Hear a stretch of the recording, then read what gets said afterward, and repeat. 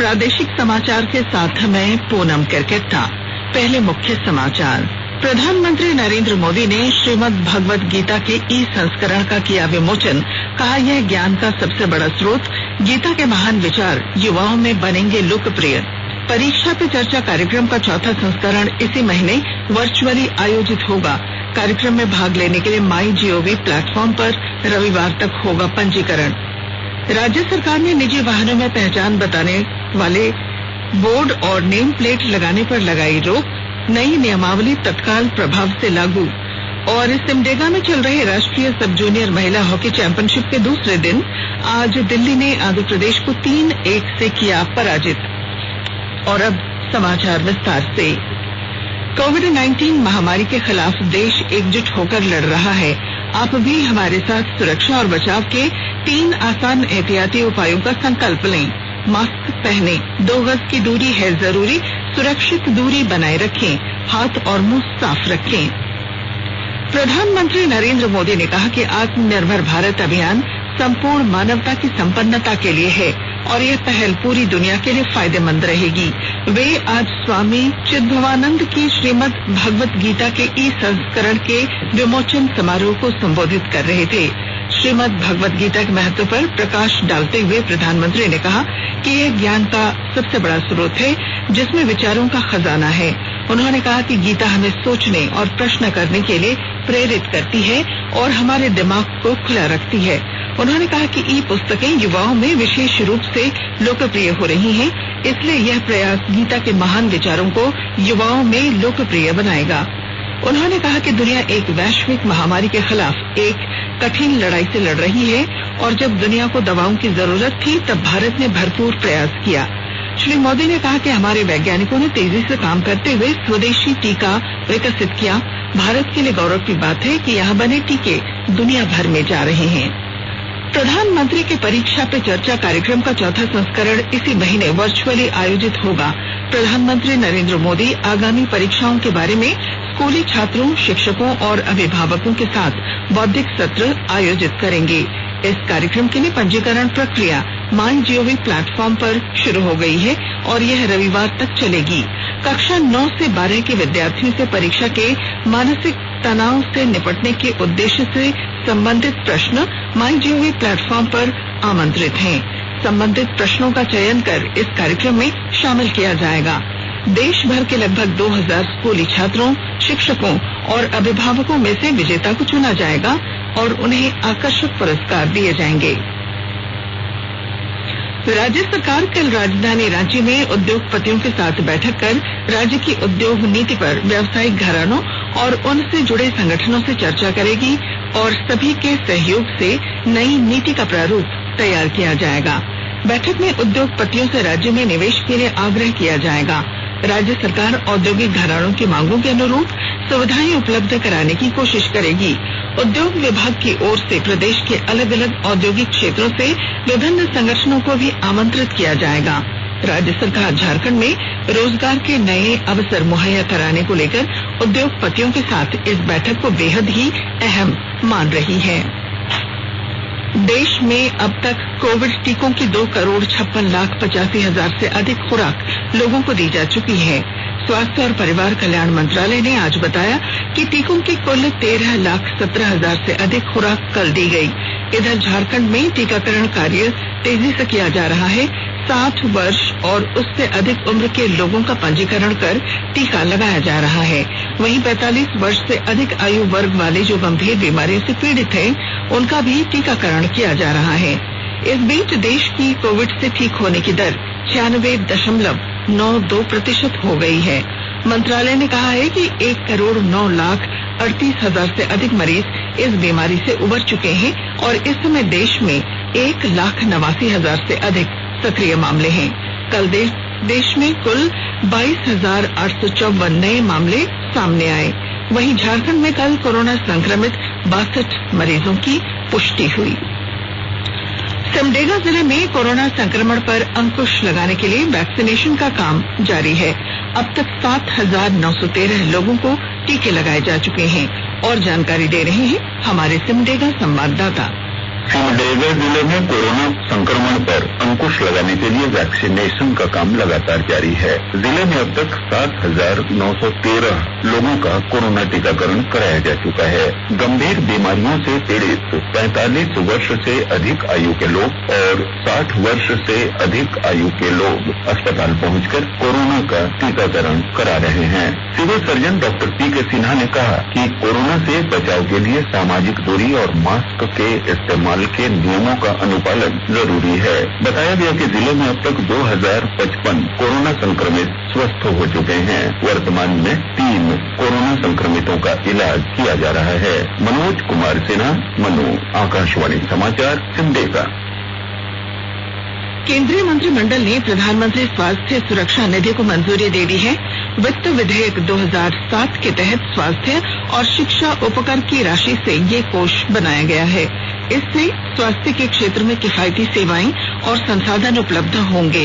इस कोष की राशि वित्त वर्ष के साथ समाप्त नहीं होगी। प्रधानमंत्री नरेंद्र मोदी ने कहा है कि जल जीवन मिशन से समाज के सभी वर्गों को लाभ मिलेगा। जल शक्ति मंत्री गजेंद्र सिंह शेखावत के ट्वीट का उल्लेख करते हुए प्रधानमंत्री ने कहा कि प्रत्येक घर में पेयजल उपलब्ध कराना उल्लेखनीय प्रगति है। उन्होंने कहा कि सरकार का उद्देश्य हर घर जल उपलब्ध कराना है। जल शक्ति मंत्री गजेंद्र सिंह शेखावत ने अपने ट्वीट संदेश में कहा था कि 15 अगस्त 2019 से शुरू हुए जल जीवन मिशन से अब तक 3 करोड़ 77 लाख घरों में नल जल उपलब्ध कराया गया है। 7 करोड़ से अधिक ग्रामीण परिवारों को घर में पेयजल मिल रहा है। आकाशवाणी के ताजा तरीन समाचारों के लिए आप हमारी वेबसाइट newsonair.com पर लॉग ऑन कर सकते हैं। ताजा समाचार Twitter handle @AIR News Alerts और Facebook page all India radio news पर भी उपलब्ध है। आप प्रादेशिक समाचार एकांश के ट्विटर हैंडल @AIR News _ और फेसबुक पेज तथा YouTube channel AIR News Ranchi पर भी हमारे बुलेटिन सुन सकते हैं। प्रादेशिक समाचार आप आकाशवाणी रांची से सुन रहे हैं और पेश हैं कोरोना से बचाव के कुछ संदेश। कोविड-19 से बचाव और सुरक्षित रहने के 3 उपाय। मास्क लगाएं, 2 गज दूरी है जरूरी, सुरक्षित दूरी रखें, हाथ और मुंह साफ रखें।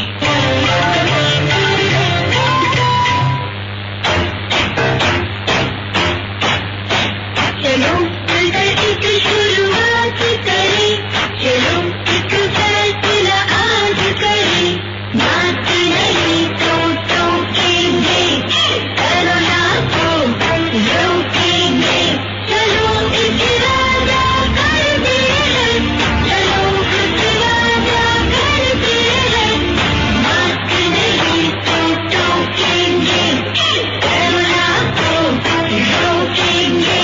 भारत सरकार द्वारा जनहित में जारी। प्रादेशिक समाचार में आपका फिर स्वागत है। राज्य सरकार ने अब किसी भी निजी वाहन पर बोर्ड और नेम प्लेट लगाने पर रोक लगा दी है। परिवहन विभाग ने हाईकोर्ट के आदेश पर नियमावली बनाकर इससे संबंधित अधिसूचना जारी कर दी है। यह नियम कल से प्रभावी हो गया है। इसके अंतर्गत अब वाहनों पर आर्मी, पुलिस, प्रेस, कोर्ट, मंत्रालय आदि का नाम लिखने पर कानूनी कार्रवाई की जाएगी। नियमों की अनदेखी करने पर 2,000 रुपए तक जुर्माने का प्रावधान किया गया है। सिर्फ सरकारी वाहनों पर ही मानक आकार और रंग के आधार पर लिखने की इजाजत होगी। वहीं राज्य सरकार की विधि व्यवस्था संधारण से जुड़े अधिकारियों को बोर्ड लगाने की अनुमति होगी। इनमें बीडीओ से लेकर उप विकास आयुक्त, डीटीओ, आरटीओ और जिला खंड पदाधिकारियों को भी बोर्ड लगाने की अनुमति होगी। साहिबगंज जिले में गंगा स्वच्छता को लेकर जागरूकता कार्यक्रम का आयोजन किया गया। इसके माध्यम से गंगा नदी में रहने वाली डॉल्फिन, घड़ियाल और कछुए सहित अन्य जलीय जीव जंतुओं के संरक्षण की जानकारी लोगों को दी गई। और जानकारी दे रहे हैं हमारे साहिबगंज संवाददाता। साहिबगंज जिले में गंगा संरक्षण के प्रति गंगा तट पर बसे गाँव के लोगों को जागरूक करने के लिए नमामि गंगे की ओर से अभियान चलाया गया, जिसमें स्वच्छ गंगा के लिए जन भागीदारी पर बल दिया गया। बिजली गंगा घाट पर जलीय जीव संरक्षण को लेकर सेमिनार का भी आयोजन किया गया, जिसमें साहिबगंज के डीएफओ मनीष तिवारी ने कहा कि गंगा का इकोसिस्टम बिगड़ने से जलीय जीव जंतु विलुप्त हो रहे हैं, जो मानव के लिए भी हानिकारक हैं। गंगा सेवा समिति से जुड़े डॉक्टर रंजीत सिंह ने कहा कि देश की 45% आबादी गंगा पर निर्भर है। गंगा संरक्षण बहुउद्देशीय और बहुआयामी है। गंगा को बचाने की चुनौती सभी की भागीदारी से संभव हो सकती है। गंगा की जैव विविधता और गंगा स्वच्छता को लेकर साहिबगंज और राजमहल में आउटरीच कार्यक्रम का आयोजन किया गया। इसके माध्यम से गंगा नदी की प्रकृति, पर्यावरण और वन्य जीवों के संरक्षण की जानकारी दी गई। धनंजय मिश्र, आकाशवाणी समाचार, साहिबगंज। झारखंड और बिहार के मजदूरों को लेकर आगरा जा रही चतरा की एक गाड़ी आज सुबह एतमादपुर मंडी के निकट दिल्ली हाईवे पर एक कंटेनर से सीधी जाकर टकरा गई। इस हादसे में चतरा के एक मजदूर और बिहार के 8 मजदूरों की मौत घटनास्थल पर ही हो गई, जबकि 4 अन्य लोग गंभीर रूप से घायल हुए हैं। हादसे में चतरा का रहने वाला मजदूर बबलू प्रजापति हंटरगंज थाना क्षेत्र के गेरुआ बढ़ी बीघा गांव का रहने वाला था।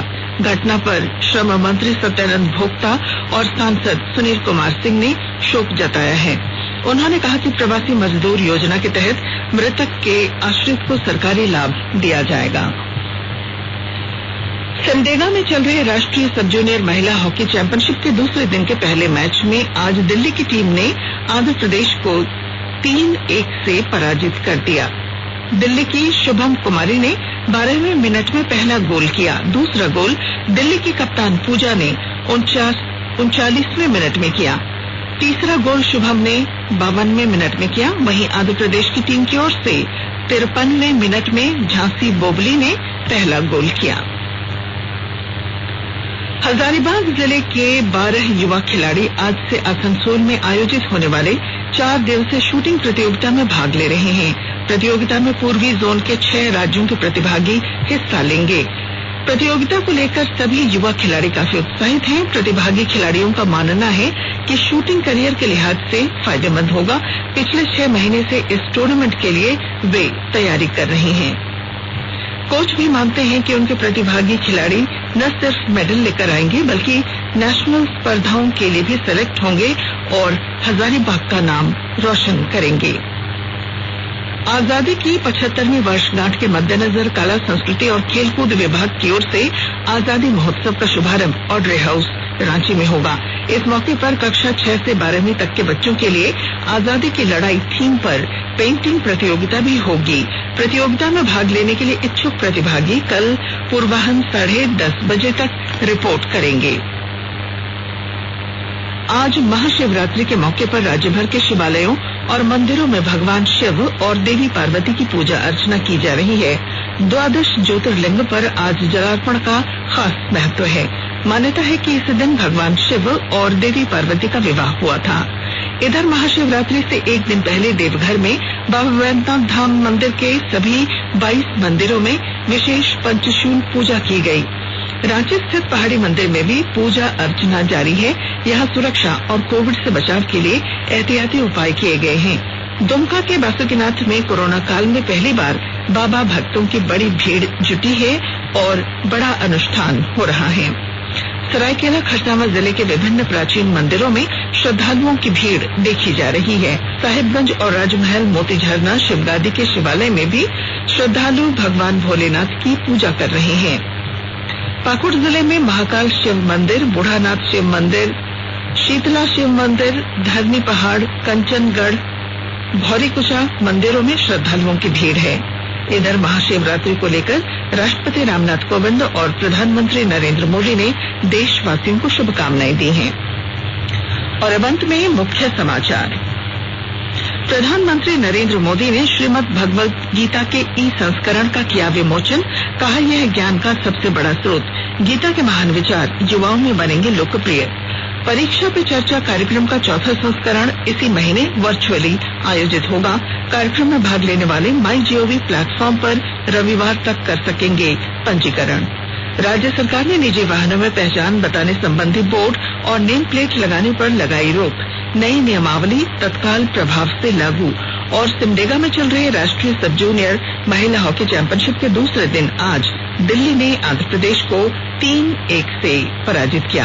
और इसके साथ ही आकाशवाणी रांची से प्रादेशिक समाचार का ये बुलेटिन समाप्त हुआ। नमस्कार। घर में रहिए, सुरक्षित रहिए।